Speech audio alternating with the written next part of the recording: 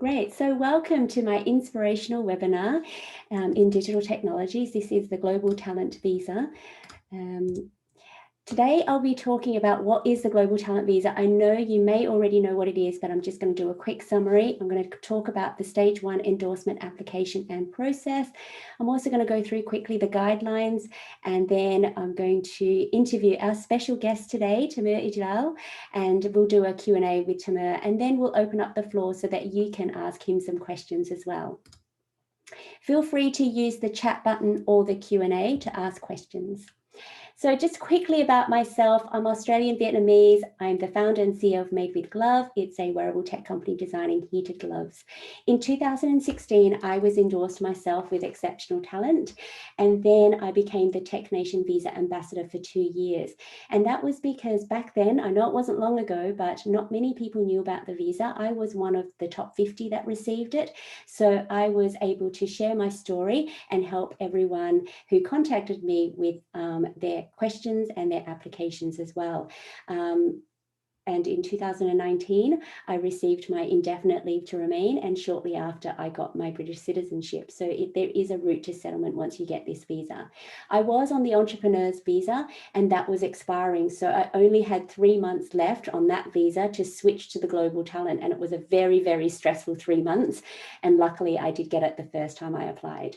I've been in the UK for 7 years. I based myself in Manchester and Newcastle, and I went down to London like every month for 7 years to work on my business, to see friends, and just to immerse myself in the London tech startup ecosystem. Manchester, London, and Newcastle, they all have their own tech startup ecosystems. And the one thing that I found that was very in common with all of them was that everyone is very friendly. It's a collegial environment, but you get what you put in. So I put in a lot of my time, my effort, I networked a lot, and then I got a lot out of it as well. I used to be an Australian solicitor, and I was working in Australia for about 8 years before I quit my job to become a tech entrepreneur. I started a Tech Nation Visa blog, and now I have a YouTube channel. So that's how it all started. Writing one blog went viral, and the blog was about my own journey. And then that's how I started helping everyone over the years. So I've helped over 250 tech entrepreneurs, senior execs, and tech employees. My success rate is 80% because I've helped, so many people over the years, and I've been through the process myself. Some of my clients have received their result within 3 to 24 hours. So, once they submit, in 3 hours, they've received a response, or, 24 hours the next day. So that doesn't happen very often, but when it does, it's an amazing experience for my clients, because, we've worked so hard on their applications, and to get a response very quickly just means, no waiting around. My clients have included people who work for WhatsApp, Sony, LinkedIn, startups, CTOs, CEOs, UX designers, graduates, digital marketers, cybersecurity experts, product manager and marketers, and biz devs. So I've helped so many people. Even though people have similar roles, everyone's story is different. And this is why I love to do what I do. And I bring out I highlight all their achievements and all their interesting projects and innovative projects. Just a quick disclaimer, I only help with Stage 1 endorsements. I'm not affiliated with the Home Office or Tech Nation, other than I'm a member of the Tech Nation Visa alumni. And if you have any Stage 2 questions or immigration questions, I can certainly refer you to an immigration solicitor. Over the years, I've been featured in lots of magazines and articles to help me obviously immerse myself with the tech ecosystem, and also add value to the UK tech ecosystem. So this is what they're looking for. And as I said, whatever you put in is what you get out of it. So I've been quoted, I've been interviewed, I've been on panel discussions, I've been invited to Booking.com Women in Tech Awards, where I hosted a table. So, those types of activities is something that I really, really enjoy doing. And that's how I help others in the tech ecosystem as well. I've been interviewed in TechCrunch, Business Leader. I was a judge at a virtual IoT hackathon as well. So I've done lots around the place. So really exciting things that I was part of. And it all started with the one blog that I wrote about my own journey. So you can have a look at that on my website. These are some of my successful clients. Not all of them are here because not all of them want to tell their story. story, but these are some of the stories that I've written about and also are on my YouTube blog. Katie from LinkedIn has been an amazing advocate for me as well. So she is always supporting me because I helped her at a very challenging time. She was almost, she had a visa and that was expiring, and she submitted herself, and this is very similar to Taimur's story, except she was on an existing visa that was about to expire. So I helped her with her application, and right before her visa expired, she received her endorsement and her visa, so she didn't have to leave the country. So yeah, these people are from all over the world, US, Egypt, Ukraine, Mexico, China, Nigeria, South Africa, Brazil. So I've helped a lot of people over the years. So quickly, the Global Talent Visa it used to be called the Exceptional Talent Visa, and that's what I got. It's now called the Global Talent Visa, which is exactly the same, really. They've just changed the name. It was a special visa that was introduced to allow highly skilled tech entrepreneurs and talent the right to live and work in the UK for up to 5 years.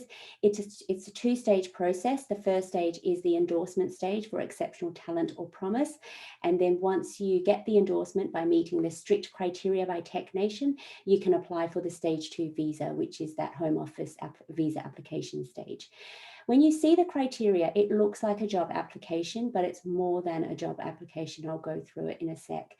And if you want to research more about it, just go #TechNationVisa, and that will tell you about the Global Talent Visa in digital technologies, because there is a Global Talent Visa for lots of other sectors like arts, engineering, science, architecture, fashion. So the Global Talent Visa in digital technologies is just for, endorsed by Tech Nation.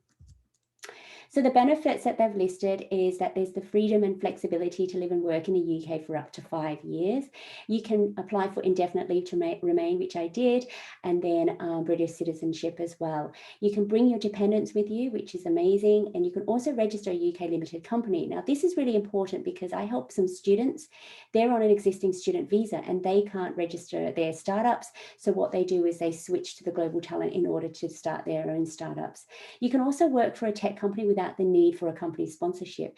So this is what stops a lot of people from coming to the UK, because you have to go through that company sponsorship. You have to get a job, whereas the Global Talent Visa, the visa is about you, it's attached to you, and then you can go on and apply for any job so long as it's in the digital tech sector. It's quite cost effective as well. I've had visas that were in the thousands. The endorsement stage is in the hundreds. It's only once you get the endorsement that you have to apply for the visa, and then you have to pay for the immigration health surcharge, which is in the thousands, but I'll go through that in a second as well. Now, the real benefits, this is something that I realized that were more than, just the freedom and flexibility to live and work in the UK, and also with my clients as well. We see that when you're endorsed with exceptional talent or promise, you have the credibility. Basically, Tech Nation have endorsed you with, an exceptional talent status or exceptional promise status. So that gives you credibility. It also gives you confidence as well. Someone, a body, a UK government body has endorsed you, so you are more confident to apply for jobs. You know that you have the competence, but you also have the abilities and the exceptional talent or promise status. You can also apply for promotions. As I said before, Katie, she's gone on to get 2 promotions within LinkedIn since getting this visa because she has the confidence and credibility. You can also negotiate your pay. If you're on a company-sponsored visa, you kind of sometimes feel a little bit worried about negotiating because they're already supplying you with a visa. Whereas if you have the Global Talent, the visa's attached to you, you can go anywhere you want to, and you can negotiate your salary for a higher salary because you're not relying on them supplying you with the visa. You also get more opportunities, so you can apply for any jobs. You're not restricted to any visa. You've got your own visa. A lot of recruiters, they only help people who already have their own visas. So now, because if you do have your own visa, the recruiters are more willing to talk to you. You're also a role model as well for people from your own countries. And sometimes it's accidental, once I interview a lot of people from different countries, I see a lot more inquiries coming from those in their own countries. So yeah, I help a lot of Australians and lots of Vietnamese people, but also I help people I help my clients from different countries and their friends as well. And it also gives you the security. I know that some of my clients who have received a visa, they feel more secure. They can all of a sudden look for a house to buy because they know that this visa allows them permanent residency. So they can really think about their 1 to 3 year plans and 3 to 5 year plans because they know that they can settle in the UK after this. So just quickly, some stats. These are the countries that people are applying from: USA, India, Nigeria, Canada, and Russia. But there are 90 plus countries that people are applying from, but these are just, a lot of those countries. There's a 54% endorsement rate, which isn't a lot. That means 1 in 2 are unsuccessful. But the good thing is you can resubmit and, look at the feedback and reapply. When I help clients who resubmit in the second time around, they're likely to be endorsed at a higher rate because we get feedback from the assessors. So don't worry if you are unsuccessful the first time, there's always a second chance. Over the years, there's been 1,800 successful recipients since 2014 when this was available. The reason why the number is low is because back when I applied, there were only 200 people per year that were able to be endorsed, and that's not a lot. Every April and every October, they opened up 100 spots, and that's why there's such a low number. But now in the last sort of year, they've removed that cap. So now if you do meet the criteria, you can potentially be endorsed. So there is no more cap. So hopefully this number will increase at a higher rate. Those who apply for talent and promise, it's more for talent, so 68 versus 32, and then for men and women 75-25.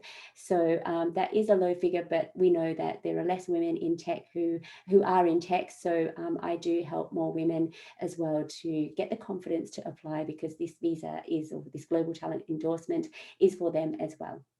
And that, you can apply if you have a technical or business skill. It just doesn't have to be a technical skill, and I'll go through that in a second. And once you are endorsed, you can join the Tech Nation Visa Alumni, and I encourage those, especially my clients, to join, because actually at the moment there is an event in London where the Tech Nation Visa Alumni get together every month, and they have meetups just to meet everyone and share stories and journeys, and look for jobs together and all sorts of things. So that's a really good community as well. As you can see, over the years, there's been the applications rising, especially in 2021. Like, people were really worried about applying during COVID, but as you can see, people were still applying, they were still being endorsed. And so far, since April of this year, 312 applications have gone through. And as I say, there's about a 54% success rate. So about half of them have gone through. And over the years, there's been about 3,500 applicants not endorsed, just those who have applied. So these are the report. This is a report that was launched at the end of last year. As you can see, there's the endorsement rate from different countries: 30% Nigeria, 39% India, 45% Pakistan, 54% Turkey, and then the higher ones are, US 74%, 86% China. And then over to the right, you can see, because obviously it's a tech visa, there's people who are software engineers, they're endorsed at a higher rate. But, you've got biz dev, product management, and you've got network engineers, security architects in there as well, and business dev and marketing as well. Just because yours isn't in there, it doesn't mean that, you're not, but it's just, these are just the stats that are just showing up the majority of people who've been endorsed. So the process, there's a 2-stage process. So the first stage is you get the endorsement, and then the second stage is the Home Office visa application stage. However, within stage 1, there's 2 steps. The first step is you pay and register online at the Home Office, and that's £456. You've got 15 working days to then upload your documents on the Tech Nation portal, and it's a really easy portal to follow, and that's where you upload all your 15 documents there. When I applied, I had to print everything out and send it by snail mail to this registered office in, I think, Sheffield somewhere, and kind of wait to hopefully that they've got it. So I had like, 50 pages worth of things sent to them. But now it's all online. It's so easy. And you can sort of, see your application and print it off and keep it. They can take up to 8 weeks to come back with a decision. But during COVID, now that everyone's working from home, decisions have come back a lot quicker, sort of 3 to 4 weeks, sometimes 2 weeks. So they don't take up to the full 8 weeks anymore, which is great. They tell you whether or not you're successful or unsuccessful. And if you are unsuccessful, you can appeal the decision. Now, what will happen is that you can only appeal if you feel that the assessor's made a mistake. The great thing is you get feedback, okay? You've got 28 calendar days in which to respond to the appeal, and they have 28 calendar days in which to come back to you. But usually it takes about 1 to 2 weeks really for them to come back to you. So again, it's pretty quick. And then they will say either you're successful or unsuccessful. It goes to a second assessor and they will look at your application again, and then either unfortunately give you feedback to say no, they agree with the original assessor, or they say actually they've made a mistake and you are successful. And if you are successful, you go to stage 2, home office visa application stage. And that's only £152, but you do have to pay for biometrics and this immigration health surcharge, which is £624 per year. So if it's a 5-year visa that you're going for, that's in the thousands, 3,000, and it's per person. So your dependents, they pay a separate fee. I don't know how much that is, but for you, it's 624. And then it takes up to 3 to 8 weeks, and that's when you get your passport, and you give the passport and your biometrics, and then you get your visa. So the eligibility, as I said, you can apply if you've got a technical skill or a business skill. This is not an exhaustive list. If you can see yours in there, that's great. If you can't, just pick the one that's closest, and it is up to you to convince the assessor that you do have the right skills. It's because that the tech sector moves so quickly that they can't have every single role. So it is up to you to tell them that you are the closest one in that list. But you do have to look at what is not considered suitable, and that's on the right. And the one that a lot of people still apply and they're actually not suitable is those who work for consultancies. So if you work for an outsourcing company in a technical management role, you're not eligible, unfortunately. And I've seen a lot of people who work for consultants, who work for clients, as opposed to working for a product-led digital technology company. They're not eligible. So please do chat to me and I will assess your eligibility. So this is where the new guidelines have come into play, and they have defined what a product-led digital technology company is. I've asked them over the years, and they've only just released it in December of last year. It's defined as a business that provides a proprietary digital technical service, product, platform, or hardware as their primary revenue source. So again, this is where the consultancies, they don't have a proprietary digital technical service platform, so they have to own that product in order to sell to their customers. So the documents that you have to provide is 15 documents all in. You have to provide 5 documents, which consist of your CV, your personal statement, and 3 letters of recommendation by experts in your field. And then you have to provide 10 documents, which consist of mandatory and optional criteria, and they all have to be 3 pages. So as I said, it's 3 pages each, times 15 documents, that's 45 pages. And people have likened it to a PhD of your career. And that's what it is. It's a moment of reflection in the last sort of 5 to 7 years of your career, all in 15 documents, 45 pages. So it is a lot to go through, but with my help, hopefully I can get you there. So these are the criteria before I finish up. You can go for exceptional talent or promise. Now, those who have more than 5 years experience go for exceptional talent, and those who have less than 5 years go for promise. Okay, so that's the definition or the categories. Now, there is a reason also. Now, if you get exceptional talent, it means that in 3 years you can apply for your indefinite leave to remain, and then after that you can apply for your citizenship. However, if you get promise, you can apply for your indefinite leave only after 5 years. So the difference is in 2 years. So that's why I was able to apply for mine within 3 years, because I got talent. Now, the mandatory criteria is you have to show that you are a leader or an emerging leader in your field.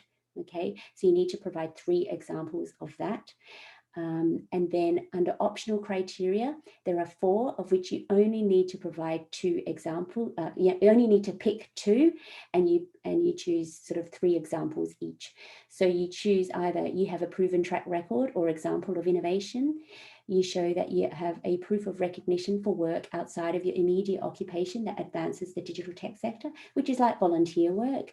You can show that you've made significant contributions, technical, commercial, or entrepreneurial, or impact, or you can show that you've made academic contributions. So you only need to choose 2 out of 4. So don't be overwhelmed with so many options. If you talk to me, I can help you decide which one's the best ones for you based on the evidence that you have. Okay, so as you can see, 5 options, and you choose 3, but obviously the leadership criteria is mandatory, so you have to choose that.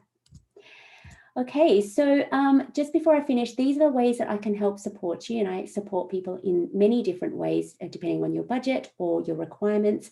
I always start off with a discovery call, and this is free. It assesses your eligibility, and that really gives me an idea of your background. Very quickly, I can tell whether or not you're eligible. But then if you want to keep going further, you can avail to my, one-to-one sort of 1-hour chats.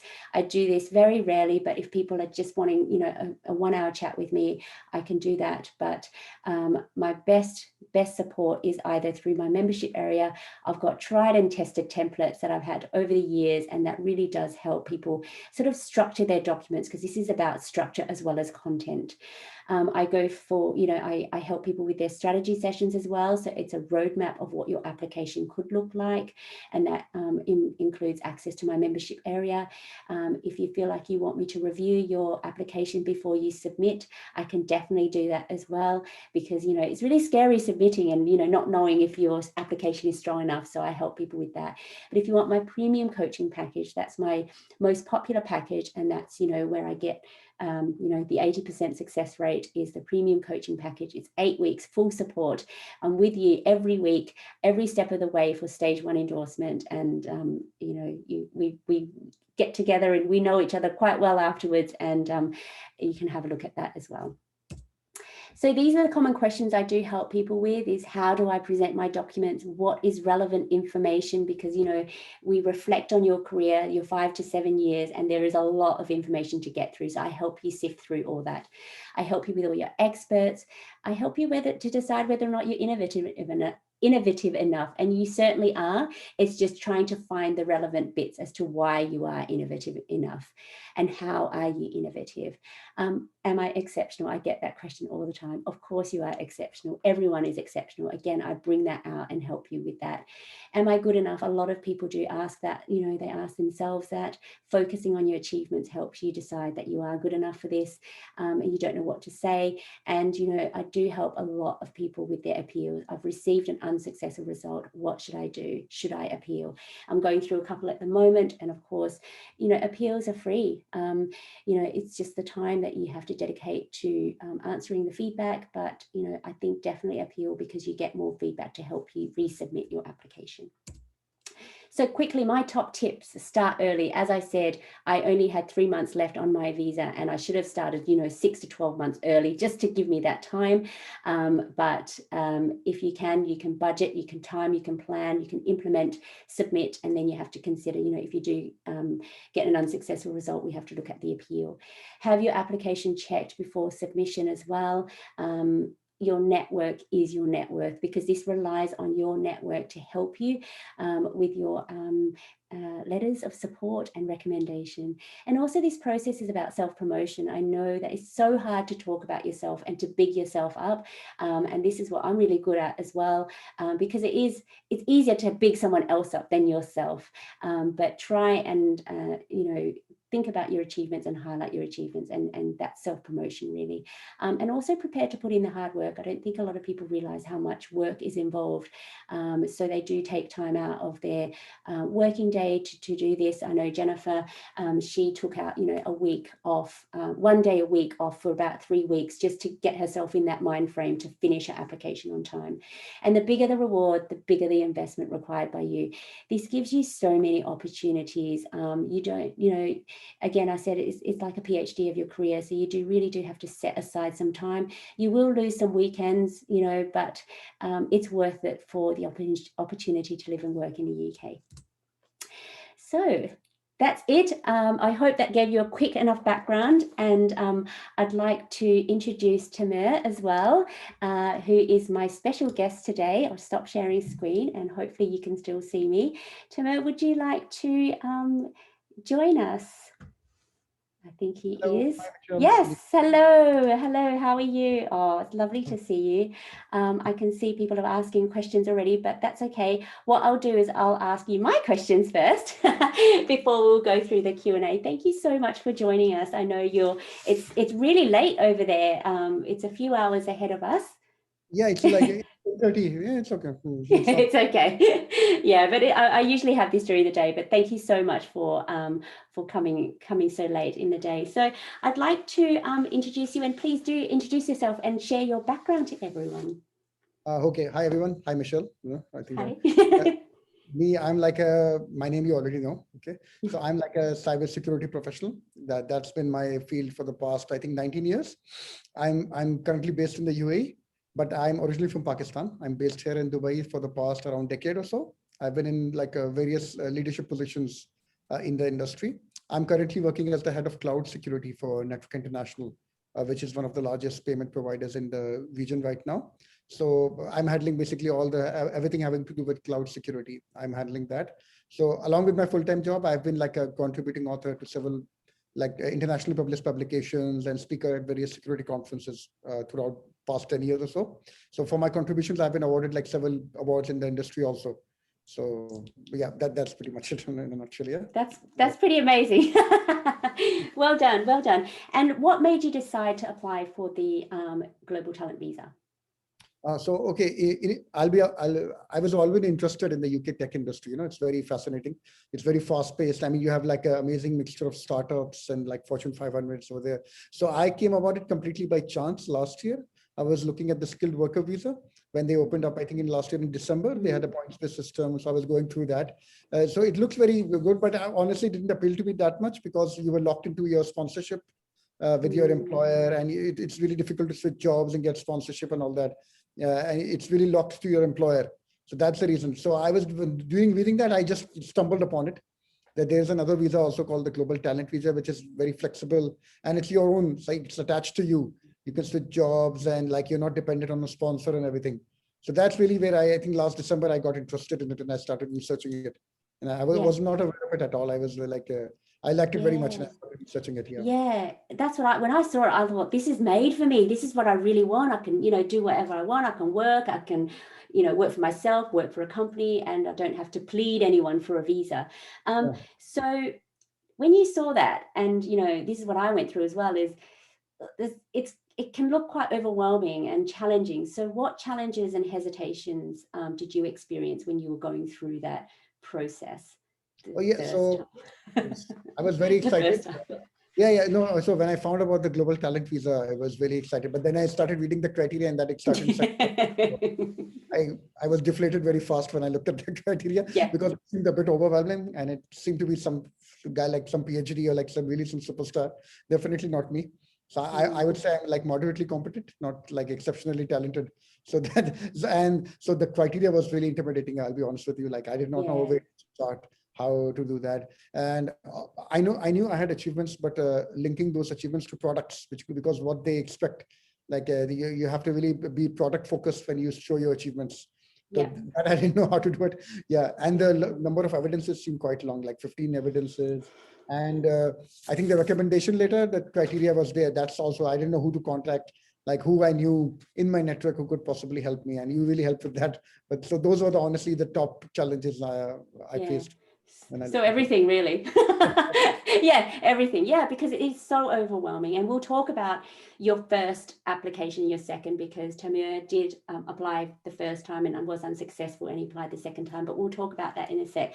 So when we worked together, who did we end up choosing your experts? Because you So I remember I had a long list and you like slashed everybody off of like sorry.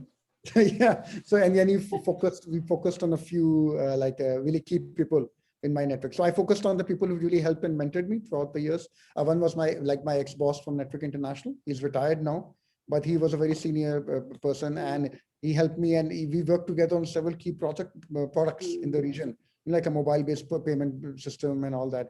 So he was kind enough to write me like a secure recommendation letter and really show how my career flow had happened to, and how I was suitable for a global talent visa. The second one was, I think that he was my first boss when I joined in the UAE for a major Dubai bank. He's the ex-chief risk officer there. He's on the several board of directors now. He's in like a very, very senior position, but he was very kind when I reached out to him. He was right me, because I'd worked with him for several strategic projects when I'd come to the UAE. So he was kind enough to really detail that, what I had done and how I was suitable for a leadership position there in the UAE. And a third position was somebody in Pakistan who had been a key mentor to me. Like I hadn't worked with him at all, but he had really helped me throughout early on in my career. When it came to like speaking and doing courses and all that, he would push me. And I owe a lot to him. So he is currently the CEO of a large software-based, product-based company. They have offices in USA and all that. So he was really helpful in that. No? So I really had to filter it out, and you really helped me in that, who to focus on. Absolutely, and they were such great experts, and they were really different experts as well, because they tell us they are the three people that tell a story about, you from a long time ago to when you moved to the UAE and then to your current company. So already there's a story there. Yeah, exactly. Yeah. We were able to focus on key points in my career, the start and the middle and all that. Yeah. And that really helped. Definitely. Yeah, cool. And then criteria. What criteria did you select the second time? Yeah. So leadership though was mandatory. So in that, I think I selected the awards, which I had won in the industry, won by contributions. The second one was for like a CIO master class I had recently given in a major conference, IDC. So that had been published in the UAE and Saudi, and so the Kingdom of Saudi Arabia and other countries also. So that was really popular. And I believe last one was high salary. Yeah, those are the leadership I chose. Yeah. And then impact. You chose impact and proof of recognition as well. Proof of recognition. So proof of recognition, I think I chose like my contributions to a technical peer review journal, which is like internationally published. I had put several publications there. So we highlighted that. Second was being like a keynote speaker in various podcasts and security conferences I'd done throughout the years. So I was able to show that. And lastly was like being the writer for an e-security section for writing Spider, which was like the top technology magazine in Pakistan for many, many years. It's popular among youth over there at that time. And to be clear, you did this because this is proof of recognition for work outside of your immediate occupation that advances the digital tech sector. So that was Taimur Ijlal. That was you, not Taimur Ijlal working for Network International that was promoting the company. You were doing it as a thought leader in the space. So that was the difference. Yeah, definitely. Contributions to the industry and everything, nothing to do with my job. Nothing to do with your job. Yeah. And then impact, because I remember actually your first application, you did choose impact, and the feedback was there was no significant contributions, even though there was. But if you wanted to talk through your impact that you ended up submitting. Yeah, so basically, I think the significant contributions as a senior employee of a digital product company, I think that's what you call it. Yeah. So yeah, we chose like 3 key products, which unique products, which my company had launched, like from the e-commerce to like point of sale and like fraud management, 3 very key products which I had worked on very significantly, and we really showed that how it contributed and all that. And lastly was like a letter of supporting those 3 products which I had done. So from a key company, a person within the company, and they showed actually how I had done that, how I had contributed to those key products. So that was one. Yeah. So we had someone to confirm and validate your impact, and it was, I had to draw out the impact because it's about, measured growth. Was it a new product to the market? What was your technical contribution? And then what was the result at the end of the day? So it was more of a high level, really. What did it mean to the company at the end of the day, your work? Yes, definitely. Putting that into words was like where the challenge was, and you really helped in that. Yeah. Okay. So now let's talk about the appeal. So you did come to me, I think, after your first application. I mean, you actually came to me as soon as you submitted your first application, and then you knew that you would you would be unsuccessful. Unfortunately, you were. So what did the feedback say actually from the first application? So like you said, I submitted it, and then after that I found out about your webinar, and I realized I realized right then. So I contacted you even before I got the webinar. I said, okay, Michelle, I'm going to fail. Can you please I got the feedback. So the initial feedback was like quite confusing because I could not understand what the asserts. Some feedback was not aligning with the evidence I had given. Like they said the awards are recent, even though my awards are like kept spanning over a decade or so. So I said, okay, man, that doesn't make sense. And they felt that I had not shown how I had contributed to the products, which was fair because really, I just said we. I was just saying the team. I had never shown the unique impact which I had made to those products, which that was fair. And the other one, I think they said that the recommendation letter did not contain CVs, which I thought was kind of. I didn't know that was odd. Yeah. That was odd. But I think the main key takeaway from the feedback was just not being able to articulate all your achievements and highlighting your achievements in the way that they wanted you to. So we took that feedback, the first and second feedback, and then we resubmitted and we worked really hard on your second application. So can you tell me what the difference between now that you've gone through the first time on your own and the second time, what was the difference and what did you learn between the first and the second application?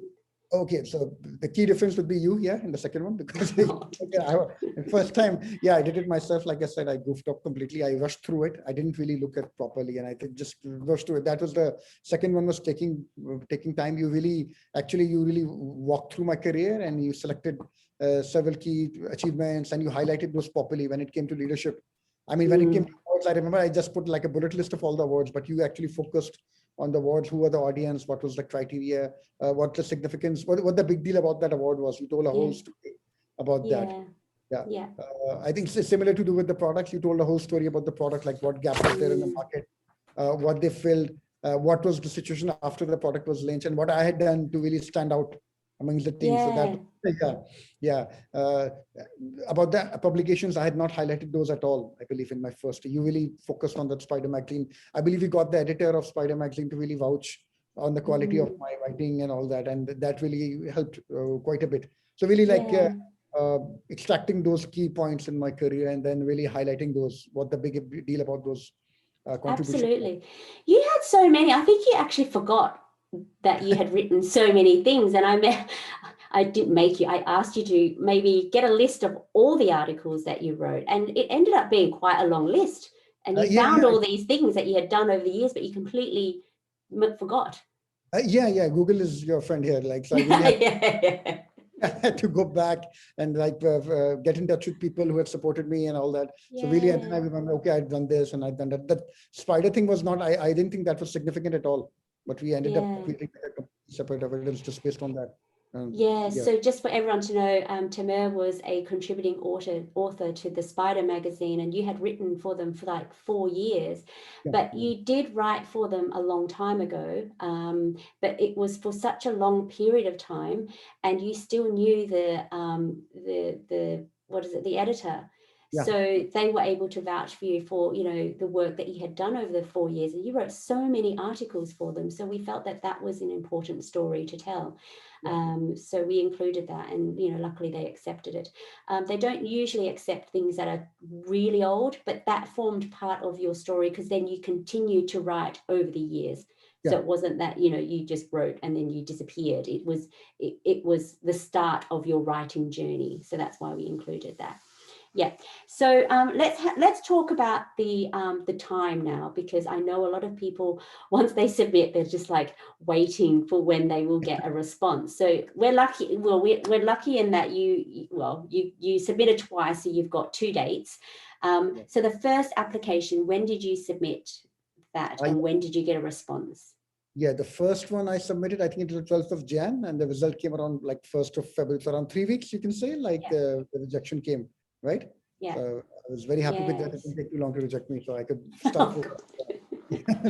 But you actually submitted because the new guidelines started on the 1st of December. So you were one of the very early ones that submitted, especially with that leadership criteria, because that wasn't a mandatory one before that. So so unfortunately you were unsuccessful the first time, but then when we worked together, then you came to me straight away and we started working together. Yeah, in February, really. So when did you submit for the second application, and when did you get the result? So I submitted on the 9th of April and I got it on the 19th, like so exactly 10 days, exactly 10 days. Was it I got it's April? yeah, 9th of Yeah, April. 9th of April. Yeah, and I got the endorsement on the 19th of April, so 10 days exactly. So yeah, that was pretty nice. Yeah. That was very nice. So, you know, the first half of the year, I mean, the start of the year wasn't so great, but then we turned it around. So you were Yeah, able to get the we worked hard, I think. endorsement. Yeah, Yeah, from you February. worked very hard. Yeah, no. You got sick during the you got I got you got corona during March, I think. Yeah, that was very interesting, working on the evidences when you're COVID positive. Yeah, that was. oh gosh. I know, and you still push through. You're like, Michelle, I'm still going to work. I've got COVID, but I'm still going to work. But unfortunately, luckily, you recovered quite quickly, and you're okay. And we were still able to hit the deadline that you wanted us to finish on time, and you did, and you had a successful result. And you emailed me actually, and you asked, "Is this right? Did I get this?" Yeah, when I got it the second time, I thought maybe I read it wrong. Then I printed it out again and I just read it. Then I forwarded to you. I said, just I'm going to make sure that it's not like hallucinating or something. So yeah, you were the one who told me, yes. And what did you get? Did you apply for talent? Yes, I got the exceptional talent one. Yeah. Yeah. So in 3 years, you can apply for indefinite leave to remain. Yeah, that's awesome. That's amazing. That's a fantastic result. So now you've been through the process twice. What advice now would you give to others? Okay, from the advice perspective, I would definitely say don't rush through it. Please, like take your time, because you really need to work on it and really highlight your achievements. If you rush through it, then definitely it'll become a problem later on, and you'll regret it later on. And you have to get into your mindset, of saying that you have exceptional talent. That was, I think, a key thing. I didn't think I had exceptional talent. So really changing your mindset and focusing on that. Yeah. So how do you change your mindset? How do you get that mindset? Yeah, I think you helped a lot in that when you showed like the these awards are like this much, and the work you did as an author and a speaker and these products and all that, it really impacted the industry this much. So really, I said, okay, wow, okay, yeah, I think I am talented. So yeah, that took a little bit of time to get into that mindset. You really have to. It's not about boasting; it's about just showing the things you've done in your career, right? Yeah. Yeah. And other one would be about the experts. You really have to find and really don't just list every person really focus on who are the senior people, and they have like a prominent public profile, and they can really help you and show what you've done and like what you can contribute to the UK industry if you go there. Yeah. That's really help you. Yeah, definitely. Yeah. We did do a lot with your experts. I know you had a long list, but unfortunately Technation have criteria as well, because Technation aren't only assessing you. They're assessing your experts. They need to be comfortable that your experts are credible, so that you are credible. So that's why we had to sort of, cut out some people. But your experts were really good. You had such a great network, and that's why even if you list all these people, you can bring them in other ways to help you, not just for experts. They can be your support people as well. Yeah, definitely. Okay, so thank you for your advice. Hopefully everyone has taken that on board. And now that you've got your visa now, finally, what are your plans? So like you said, like it's very exciting time. So it's a bit so I have a few job offers from a few technology companies which I'm considering. Yeah, that's very nice. You don't need a visa.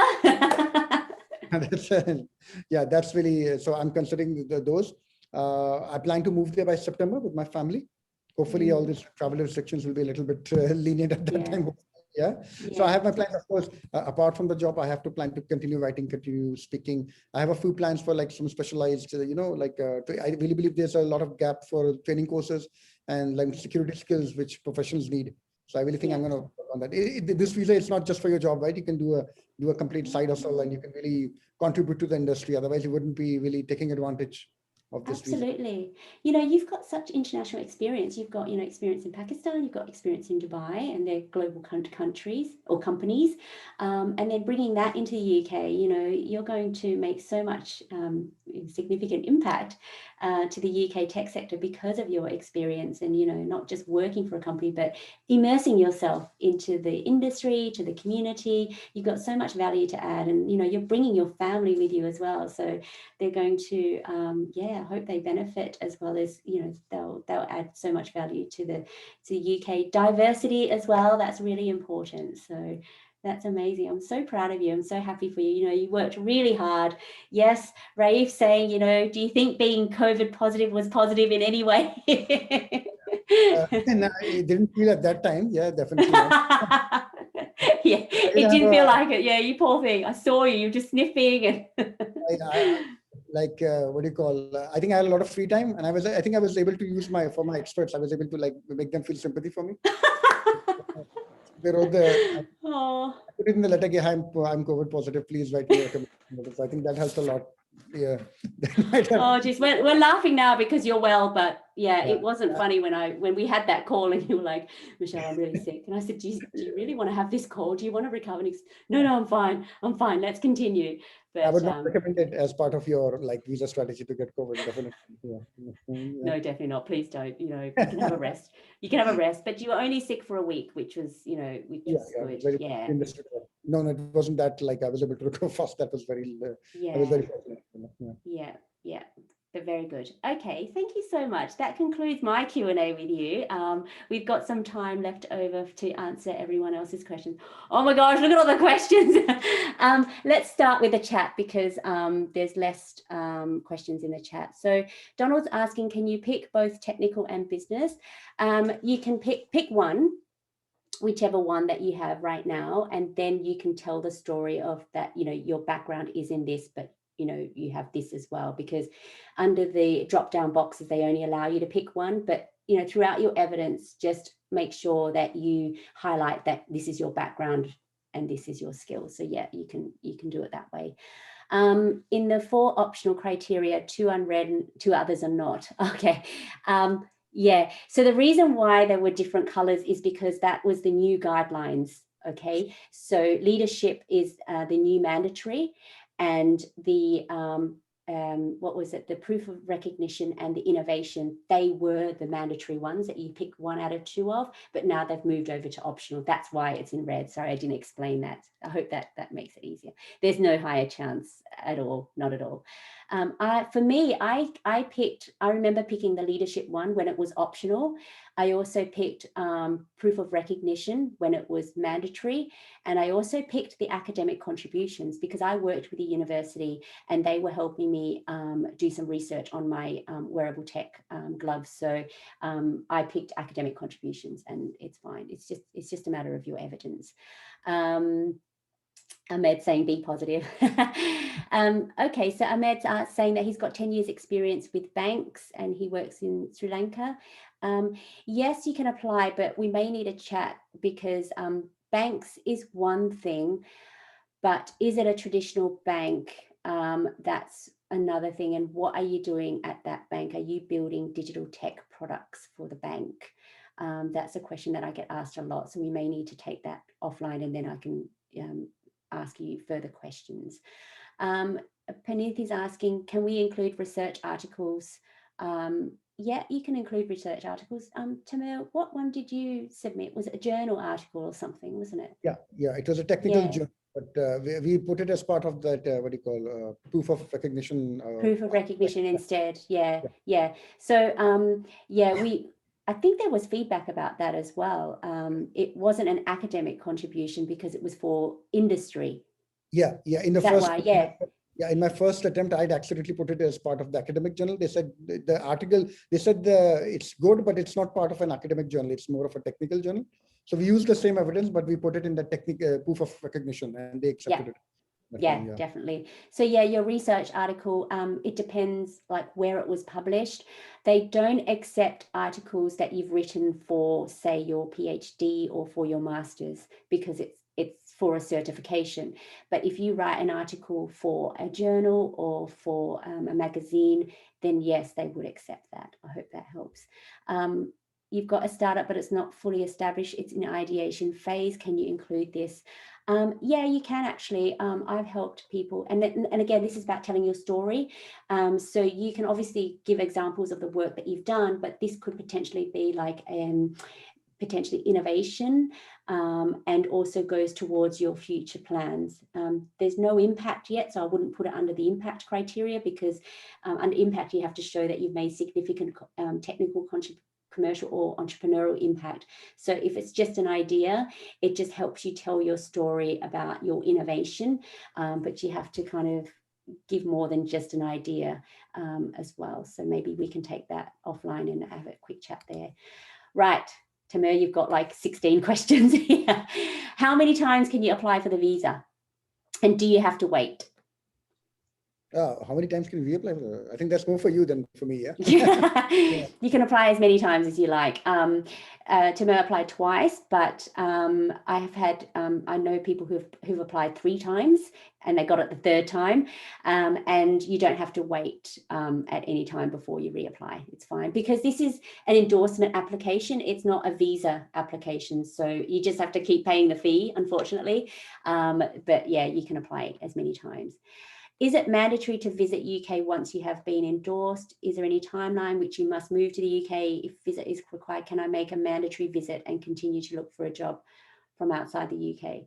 This is a stage 2 visa application or immigration questions. So I think you need to ask immigration lawyer.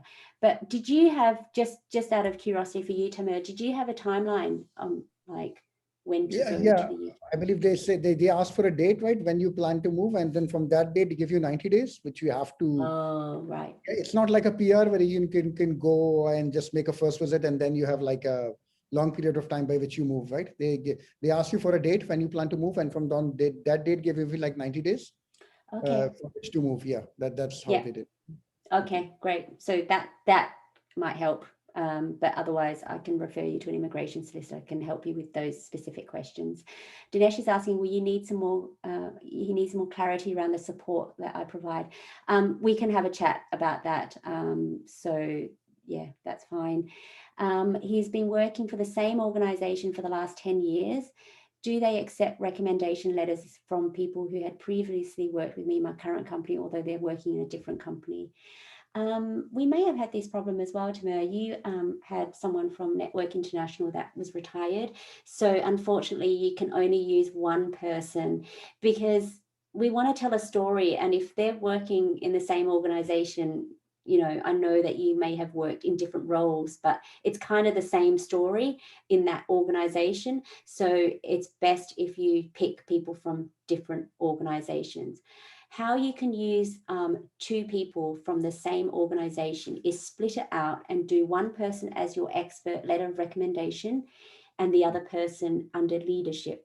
So that's how you can split it out. But for your expert letters of recommendation, 3 people from different organizations speaking about 3 different things about you. So I would not use the same people, even though they've moved on. Tech Hub, does it account for a digital product-led digital technology company? It depends what that tech hub does. If it doesn't create digital tech products, probably not. But again, it depends. So have a chat and we can work it out. If a project manager writes a recommendation letter, is the project manager a senior position? You would have to establish their credibility. So if within the organization, if that is a senior position, then they would have to establish that. Project managers aren't usually, but again, it really depends on their level of skill. Like they might have like 15 years experience, but they are a project manager, but they may have had other years of experience in other roles and things like that. But yeah, it's up to you to establish that. I wouldn't think so, but again, it depends. Is being featured on a website, does it account for news or op-ed article? So yes, it depends. I've been interviewed as a thought leader about the wearable tech industry and IoT. So I use some of my interviews as featured. So yes, you can, but if you've been featured on, it depends what it says. If your name's just on it, but it doesn't really say much, then probably not. But if you have been featured, it depends on what it says. Again, it needs to be about you and your thought leadership, not you promoting your company, or that, you know, you just work for this company. So it has to mean something. Okay. Someone's writing an article for a tech women website. Does it count as an evidence for thought leadership? Yeah, again, it depends on what that article says. If it's an inspirational piece, if it's an educational piece, if it shows your thought leadership, or how does it impact the UK tech sector? Is it to bring more women into the tech sector and help them enter or continue to be in the tech sector? So yeah, if that's along the lines, then yes. Being nominated for an international award, does it count as evidence? Yes, so being shortlisted can, but it depends on all your other pieces of evidence. So on its own, it might be a weak piece of evidence, but if you have a strong sort of leadership type evidence, that can help boost that as well. So yeah, definitely include that, but also include other strong pieces of evidence as well. Being shortlisted, I mean, what if you were shortlisted 1 out of 1,000 people that had entered and you were 1 out of 10 that were shortlisted? That sounds pretty good, doesn't it? So, you know, it depends on the backstory. So please, again, tell the story, tell them how great you are. Why were you nominated? How many people were nominated? How many people were shortlisted? What is this award about? You know, how many times a year do they run this award? Is it every year? Who enters? Who are the judges? Right? Because if they're an esteemed panel of judges, then they've chosen you, then, you know, you must be exceptional. Okay. Do you have to move to the UK within a certain time frame? Yeah, so Taimur answered the 90 days. Does the visa extension require technician endorsement or any other evaluation criteria? You can extend the global talent visa. If you've got a 5-year visa, I think, or maybe if you've got a 3-year visa and you want to extend for another 2 years, you can, but I would, when you apply, I would apply for the full 5 years so that you don't need to extend any longer. I think the maximum is 5 years. Again, you may need to check this with an immigration lawyer. This is why the global talent visa says for up to 5 years. Some people choose to only apply for 3 years. And the reason is because either they think that after 3 years, they can apply for indefinite leave to remain if they're exceptional talent. And also they don't have to pay that extra 2 years for the immigration health surcharge. For me, I just paid for it because I didn't want to apply for an extension because it's another process. I just went, look, I'm just going to pay for the 5 years. And if I apply for the indefinite leave to remain within 3 or 4 years, that's okay. I just don't want the added stress of asking for an extension. But I can certainly send you information for an immigration lawyer for that. Yeah, so can dependent partners accompany the applicant work in the UK? So your spouse, your wife is coming with you, Taimur? Yes, And my your whole kids? family. So Yeah, answer is your yes. whole family. Yeah, and your kids under 18? Yeah. Yeah. Yeah, Atif, I'm going to be uploading this onto YouTube probably by tomorrow, and you're all on my newsletter list, so you'll get an email off me tomorrow. Please also check your spam, and this is another reason not only to look at my emails and newsletters, but sometimes the Home Office sends you emails, and it does sometimes go to spam. It happened to me. You didn't get yours through spam, did it, Taimur? It went straight to your inbox. Yeah. Check the spam folder also because you told me, so I'm checking the spam folder also. So yeah.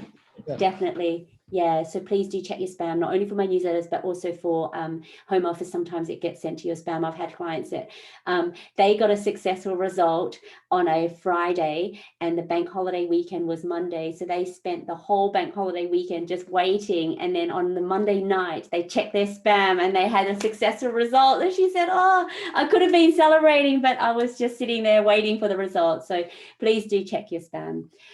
So indefinite leave to remain is like a permanent residency. It's not citizenship. So you have to apply for indefinite leave to remain before you get the citizenship. And when you get the indefinite leave to remain, there's no restrictions at all. There may be some certain travel restrictions still, but in terms of the job, if you get the global talent visa in digital technologies, you still have to work in the digital technology sector.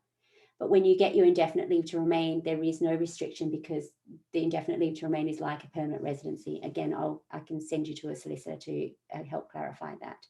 Citizenship, for me, I had to wait, well, you have to wait 12 months before you apply for citizenship after indefinite leave to remain, but there can be some different scenarios where you can do it earlier. Can recommendation letters also serve among the 10 documents? Yeah, no, well, the recommendation letters are separate to the 10 documents, but you can also ask for letters of support to help you fulfill the criteria. So, Taimur, how many letters of support did you use for your criteria? I used one. I used one for the, what do you call, contribution, like the product Impact. Yeah, impact. Yes. Yeah. But we could have used some for leadership. Yes. Yes. You can use letters of support for leadership. You can also use letters of support for proof of recognition. You had some testimonials which are similar to support letters. Yes. From a couple of people as well. So yeah, it can be others. Can online courses serve among the 10 documents? No, not anymore. You used to be able to use, put your certifications. I know a lot of technical people have a lot of technical certifications, but not anymore. They got rid of that criteria on the 1st of December. So that's a no, but put that in your CV. You can put that there. What if you have no articles or research work published? It doesn't matter. You don't have to. There's a list of 10 pieces of evidence that you can show leadership in. So there's you don't have to show articles. It would be good if you did, but if you don't, you can show other ways of leadership. Yeah, again, if you don't have a newspaper article about yourself, that's absolutely fine as well. You can show other documents. You're one of 20 women out of 500 who've been selected for Women's Rising Leadership Talent Program. Yeah, that could potentially show leadership because it is a leadership talent program. The only thing is, selection is one thing. What does it mean is another thing. So we can have a chat about that. Yeah, what I did with Jadazola, and you may want to watch hers, is she did get selected, but then she used that to help other women as well moving forward from that. So that was contributing to the digital technology sector. So yeah, so have a look at Jadazola's interview. Yeah, Abhijit, I don't know about your extension, so I can refer you to a solicitor. And your dependent. Yeah, so Taimur, can your wife work in the UK? I believe she can, yeah, but I'm not a lawyer. Yeah, I don't want to give wrong. I believe, yeah, it is allowed. She can if she wants to, but she's fine. Yeah, I think so. But again, let me just, I think you've got lots of questions about, the immigration questions. So if you want, I can refer you, Abhijit. So that's fine. Geez, that was like 22 questions. I hope that was enough. Sorry, can you apply for global? There's a lucky last question. Can you apply for global talent? Promise or TechNation determines that. You determine that. If you've got more than 5 years, go for talent. If you've got less than 5 years, go for promise. The assessor also has discretion as well. But if you've got more than 5 years, but you go for promise, the assessor may assess you under talent anyway. So just be careful that you're not being cheeky and apply for the right category, and then you'll be assessed under that category. Okay. So I think I know we're a few minutes over, and Taimur, you've been so lovely sitting there listening to me answer the questions. If you have any more questions, please do email me. Otherwise, you've got my my website details, and we can book in for a free discovery call. But please do thank me, help join me in thanking and congratulating Taimur for his successful endorsement the second time around. But you got there in the end. Yes, and yes. The first bit was a practice. Yeah. But you learned so much about yourself in the process, and you're not even shy about talking about your achievements anymore, and that's where we wanted you to be. Yeah, it was a it was a very learning experience, with a insightful experience, definitely, about my career and what I've been across the years. It really helped me out. Thank you for that. Oh, you're very welcome. And I'm so pleased I could be part of that journey. You really are exceptionally talented. And I'm glad you really do believe that now. And you can go on and, you know, negotiate and get any job you want to in the digital tech sector. And I know that you will make a significant impact. Oh, look, everyone's congratulating you. And yeah.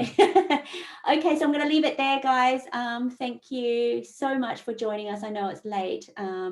Thank you, Ahmed. I really appreciate it. This is why I love doing what I do, is to share my story and to share everyone else's story, because I didn't get this at all when I was applying, and I wish I had, you know, had so many people's stories, but I had none. But this is why I do what I do, to help, you know, everyone try and get the visa, try and, you know, invest in your personal development, because it's not just for the visa, it's for your own professional development as well, so you can succeed in your jobs. Okay, I'll leave it there. Thank you, Taimur. Thank you, Michelle. Thank you, everyone. Bye, guys. Bye.